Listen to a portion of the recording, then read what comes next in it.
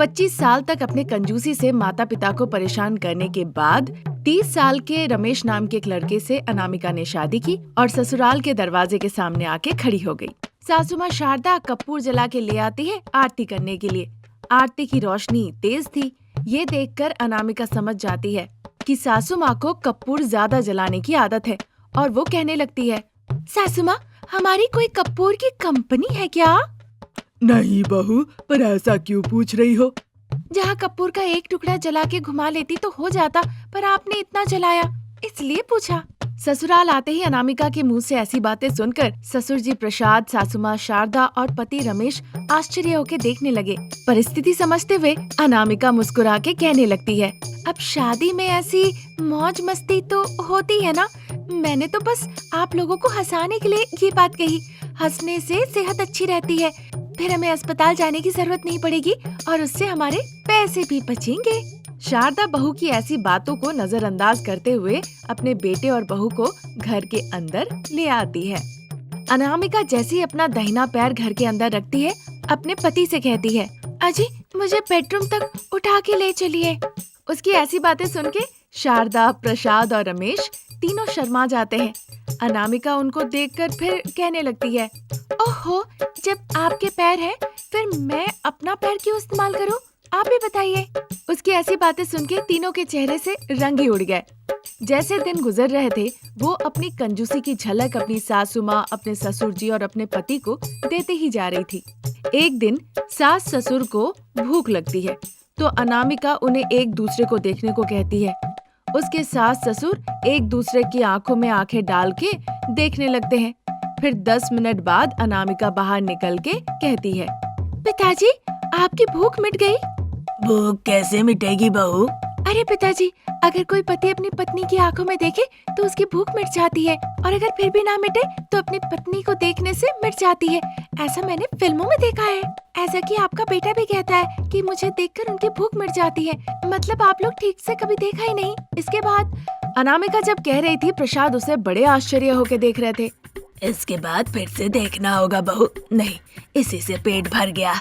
जब भी आपको और माँ जी को भूख लगे, आप लोग एक दूसरे की आंखों में आंखें डाल के देख लीजिएगा, आप लोगों की भूख मिट जाएगी। फिलहाल ये इडली मैं जाके फ्रिज में रख देती हूँ। ऐसा कह के वो डाइनिंग टेबल से इडली का डब्बा लेके वहाँ से चली जाती है। बहू की इस हरकत को देखकर शारदा और प्रसाद का मुंह खुला का खुला रह जाता है। इसी तरह दिन निकल रहे थे। एक दिन अनामिका सब्जियां लाने के लिए बाजार जाती है। वहाँ बाजार में उसकी दोस्त सुमित्रा मिलती है। वो दोनों काफी देर बातचीत करती है। उसके बाद अनामिका बताती है कि उसकी शादी हो चुकी है। फिर तो शादी की पार्टी देनी पड़ेगी ना? हाँ, क्यों नहीं, पर दावत पे सारे दोस्तों को आना पड़ेगा। पर सब कहाँ पे है? हमें किसी के बारे में कुछ भी नहीं पता। सभी को फोन करके न्योता देना पड़ेगा ना? तुम तभी शादी की दावत दोगी जब सब आएंगे, और सब नहीं आएंगे तो तुम दावत नहीं दोगी क्या? तुम नहीं समझी सुमित्रा। आज तुम मुझसे मिली, दावत के लिए पूछी, कल कोई और मिलेगा, फिर वो पूछेगा। अब तुम ही बताओ ना कि रोज रोज एक एक करके मैं सबको दावत कैसे खिला सकती हूँ? ठीक है अनामिका, मैं सारी दोस्तों को लेकर आ जाऊंगी। तुम बताओ, दावत कहाँ देने वाली हो? कहीं और क्यों जाना, सीधा रविवार को मेरे घर आ जाओ और बता देना कितने लोग आ रहे हो। मैं खाना पका के रखूंगी। ये सुनकर सुमित्रा खुश हो जाती है और अनामिका का फोन नंबर लेकर वहाँ से वो चली जाती है। 2 दिन निकल जाता है। फिर सुमित्रा अनामिका को फोन करके बताती है, हम लोग 20 लोग आ रहे हैं। फिर अनामिका का कंजूस दिमाग चलने लगता है। फिर उसे एक तरकीब सूझती है और वैसा ही करने का वो ठान लेती है। फिर प्रसाद, शारदा और रमेश को बहू के दावत के बारे में पता चलता है और वो भी चाह रहे थे कि क्या हो रहा है ये देखना। फिर वो दिन आ जाता है। रविवार का दिन अनामिका के सारे दोस्त दावत के लिए आती हैं। सभी के बैठने के लिए अनामिका एक चटाई बिछा देती है। ये क्या, तुम्हारे यहाँ सोफा है ना? सोफा में सब लोग नहीं हटेंगे ना? फिर हम चेयर पे बैठ जाएंगे। अरे सुमित्रा, तुम मुझे नहीं समझ रही हो। सारा दिन घर पे, ऑफिस में सब चेयर पे ही तो बैठते हो। इस तरह जमीन पे बैठने से बड़ा सुकून और आनंद मिलता है। वो तो ठीक है, पर दावत कहाँ होगी? यहीं पे, पहले जाके चटाई पे बैठो तो। ऐसा कह के अनामिका अंदर चली जाती है। अब दावत के लिए आए थे तो कोई चारा नहीं था, इसीलिए सभी लोग बैठे हुए थे। अनामिका सभी के सामने 5-6 पत्थर लाके रख देती है। किसी को ये बात समझ में नहीं आती। अनामिका, ये पत्थर यहाँ पे क्यों? बता रही हूँ ना, उनको अपने पास ही रखो, ऐसा कहती है। फिर अंदर जाके ग्लास में थोड़ा थोड़ा कोल्ड ड्रिंक डाल के वो ले आती है। उनके ग्लास में थोड़ा ही कोल्ड ड्रिंक था। ये देखकर गुस्से को काबू करते हुए सुमित्रा कहती है, अनामिका, ये क्या है? तुम्हें नहीं पता? ये कोल्ड ड्रिंक है, 10 ml। अब सब अपने अपने ग्लास में पत्थर डाल लो, कोल्ड ड्रिंक ऊपर आ जाएगा। चिंता मत करो, सारे पत्थर पीने के पानी से ही धुला हुआ है। जब उसने कहा, सभी के मुंह खुले के खुले रह गए। शारदा, प्रसाद, रमेश भी आश्चर्य होके देख रहे थे। सुमित्रा बिना कुछ कहे बस अपना सर पकड़ ली। कोल्ड ड्रिंक हो गया तो मैं बिरयानी ले आती हूँ। चिकन बिरयानी या मटन बिरयानी? जिसे जो खाना है वो खिलाऊंगी। मटन बिरयानी खाने वाले को मटन बिरयानी और चिकन वाले को चिकन बिरयानी। ऐसा कह के अंदर चली जाती है। कुछ लोग इस बात से परेशान थे कि अब ना जाने बिरयानी वो कैसे परोसेगी, और कुछ लोग सोच रहे थे कि वो आज तो पेट भर के बिरयानी खाएंगे। अनामिका सबके सामने पत्ता बिछा देती है। पहले सभी को खीरा परोसती है, फिर थोड़ी देर बाद गाजर परोसती है, फिर थोड़ी देर बाद चावल। खा लो। तुमने तो बिरयानी कहा था अनामिका। अरे हाँ, मैं तो भूल ही गई। ऐसा कहकर वो दरवाजा खोलती है। फिर बगान में एक पेड़ के नीचे एक बकरी को उसने बांध रखा था। उसे दिखाते हुए अनामिका कहती है, अब इस बकरी को देखकर मन मन में सोचो कि मटन बिरयानी खा रही हो और वो बहुत स्वादिष्ट है। जैसे अनामिका ये बात कहती है, जो भी लोग वहाँ पर आए थे सभी लोग कंजूस अनामिका को नमस्ते करती है और वहाँ से भाग निकलती है। ये देखकर अनामिका मुस्कुराती है और अनामिका को देखकर शारदा, प्रसाद, रमेश बेहोश हो जाते हैं। उस घर में सास शारदा और बहू अनामिका के बीच हमेशा दहेज को लेकर लड़ाई होती रहती थी। बहू कहती थी दहेज लाइए, इसीलिए अनामिका ने कभी घर का एक काम काज तक नहीं किया। सुबह 8 बजे तक वो सोती थी। शारदा इस बात से नाराज होती थी। वो बहू को डांटती रहती थी।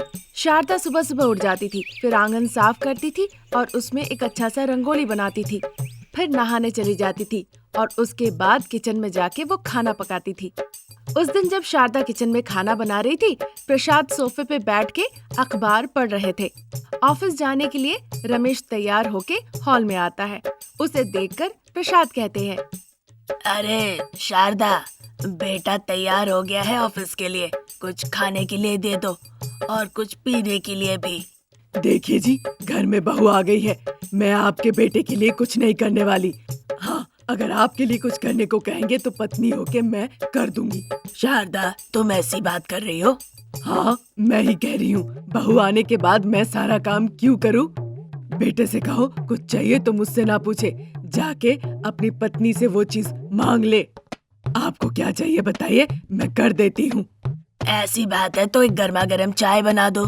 जैसे प्रसाद कहते हैं, शारदा जाके किचन में गर्मा गर्म चाय बना के लाके प्रसाद को देती है।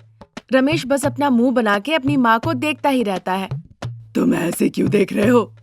माँ, तुमने मेरा लंच नहीं बनाया? पत्नी होने के बावजूद मैं क्यों बनाऊं तुम्हारे लिए टिफिन? जाके पत्नी को कहो बनाने। तब तक नींद से उठ के अनामिका हॉल तक आती है। फिर नींद में ही उबासी लेते हुए कहती है, मैं वो बहू रानी हूँ जो दहेज लाई है। फिर मैं ये सब काम क्यों करूँ? मैं कुछ नहीं करने वाली हूँ। ये सुन के शारदा आश्चर्य हो गई। तब तक रमेश कहने लगा, इसी तरह से कहती है। जब भी मैं कुछ करने को कहता हूँ तो कहती है कि मैं दहेज लेकर आई हूँ। मैं इस घर में काम क्यों करने जाऊँ? मैंने कहा था कि दहेज नहीं लेंगे, पर आप ही लोगों ने मेरी एक बात नहीं सुनी। तब अब जो हो रहा है, लीजिए भुगतते रहिए। जब ऐसा कहकर वो जाने ही लगा तभी, अरे मेरे पति साहब, आप ऐसे कैसे जा सकते हैं? घर का सारा काम काज तो हुआ ही नहीं। मैंने सारा काम कर दिया अनामिका, जो रात में करने को कहा था। तुम्हारे सारे कपड़े आयरन कर दिए हैं, वो सारी फिल्में भी देख ली जो कहा था कि तुम्हारे बदले में देखने। उसके बाद इस तरह से कहते हुए वो याद करने लगता है। ये सब देखकर शारदा को और गुस्सा आ जाता है और वो कहने लगती है, तुम्हारा इतना अहंकार, मेरे ही सामने मेरे बेटे के साथ तुम फुटबॉल की तरह खेल रही हो। मैं दहेज लेकर आई हूँ सासू माँ। अगर बॉल की तरह नहीं, टेनिस बॉल की तरह तो जरूर खेलूंगी। उससे आपको कुछ तकलीफ है? ये सुनकर शारदा का मुंह बन जाता है। तुम ऑफिस जा रहे हो, अच्छी बात है, पर जाने से पहले मेरे टूथब्रश में पेस्ट लगा के जाओ। मैं वो बहू रानी हूँ जो ढेर सारा दहेज लेके इस घर में आई हूँ और यहाँ आके अगर मैं ये सब काम करूँ तो अच्छा लगेगा, बताओ। रमेश को उसकी बातें अच्छी नहीं लगती है, पर वो गुस्से को काबू में करते हुए वो जाता है और टूथब्रश में पेस्ट लगा के शारदा और प्रसाद देख ही रहते उनके सामने अनामिका को ला के देता है। ये देखकर बहुरानी अनामिका जो दहेज लेकर उस घर में आई थी वो हंसने लगती है। रमेश को लगता है अब घर पे रहना ज्यादा देर सही नहीं होगा, इसीलिए बिना नाश्ता किए हुए वो ऑफिस के लिए निकलने लगता है। अच्छा सुनो, जाने से पहले तुम मेरे लिए एक मसाला डोसा ऑर्डर कर दो और अच्छा होगा वो तुम मेरे पास ला कर दो, फिर तुम ऑफिस जा सकते हो। मेरे पास उतना टाइम नहीं है, मैं रास्ते में ऑर्डर कर देता हूँ, ठीक है ना? इस तरह से कह के रमेश घर से चला जाता है। इसी तरह दिन गुजर रहे थे। एक दिन अनामिका जो सोफे पे बैठ के टीवी देखती है, उसका फोन बजता है। फोन में लिखा होता है हार्ट कॉलिंग। ये देखकर अनामिका बहुत खुश हो जाती है और कहने लगती है, ये क्या, ये अभी मुझे कॉल कर रहे हैं? लगता है मेरी याद आ रही है। अब क्या करे, दहेज जो लेकर आई हूँ, है ना? ये सोचकर अनामिका फोन उठाती है। दूसरी तरफ रमेश बहुत तेजी से गाड़ी चला रहा था और बहुत परेशान होकर वो कहने लगा, अनामिका, माँ का एक्सीडेंट हो गया है, अलमारी में कुछ पैसे रखे हैं, तुम उन पैसों को लेकर जल्द से जल्द अस्पताल आ जाओ। फिर अस्पताल का नाम बताकर रमेश फोन काट देता है। अनामिका भी परेशान हो जाती है। वो जल्दी से अलमारी से पैसे ले लेती है, फिर ऑटो में बैठकर वो अस्पताल के लिए निकल जाती है। अस्पताल में रमेश देखता है कि उसकी माँ अपने दोनों पैरों को खो चुकी है। ये देखकर रमेश रोने लगता है। दुखी प्रसाद भी अपने बेटे को बहुत समझाने की कोशिश करता है। तब तक अनामिका भी पैसे लेकर अपनी सासू माँ के पास जाती है, जो अपने दोनों पैरों को गवा चुकी थी। जैसे ही पता चलता है कि सासू माँ के दोनों पैर नहीं रहे, वो भी रोने लगती है। ये देखकर शारदा को बहुत बुरा लगता है। बहू जो दहेज लेकर आई, उसकी आंखों में भी आंसू आ गए। हाँ क्यों नहीं सासू माँ, बहुरानी भले ही दहेज लेकर आए, पर वो भी तो एक औरत है। उससे भी ज्यादा वो एक इंसान है, मन में ममता है। तकलीफ होने से उसकी आंखों से भी तो आंसू निकल आएंगे ना। तो क्या इस अपाहिज सासू माँ को एक कमरे में फेंक के मरने के लिए छोड़ दोगी और कहोगी कि तुम दहेज लेकर आई हो, या फिर अच्छी बहू बनके प्यार दिखाओगी, सेवा करोगी और सासू माँ का ख्याल रखोगी? अब इस अपाहिज सासू माँ की जिंदगी बस तुम्हारे हाथों में ही है बहू। आप अपनी बड़ी बहू को जो कहना है कह लीजिए। आपके पैर के साथ साथ वो भी मर चुकी है। जो आपके सामने खड़ी है, ये आपकी छोटी बहू है। अब से मैं आपको अपनी माँ की तरह देखभाल करूंगी सासू माँ।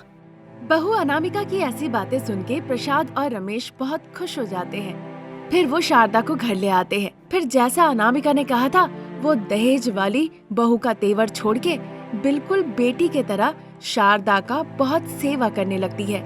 इस तरह दिन निकल रहे थे। अनामिका सुबह सुबह उठ जाती थी, फिर घर आंगन की साफ सफाई करके वो रंगोली डालती थी।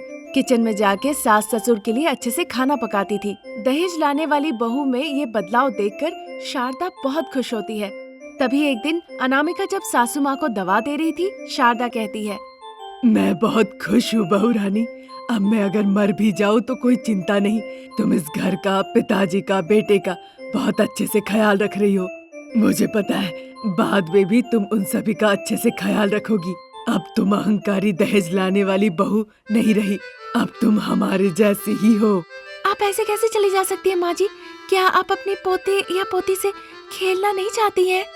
इतना कहकर अनामिका शर्मा के वहाँ से चली गई। अनामिका के इस तरह से शर्माते ही शारदा पूरी बात समझ गई।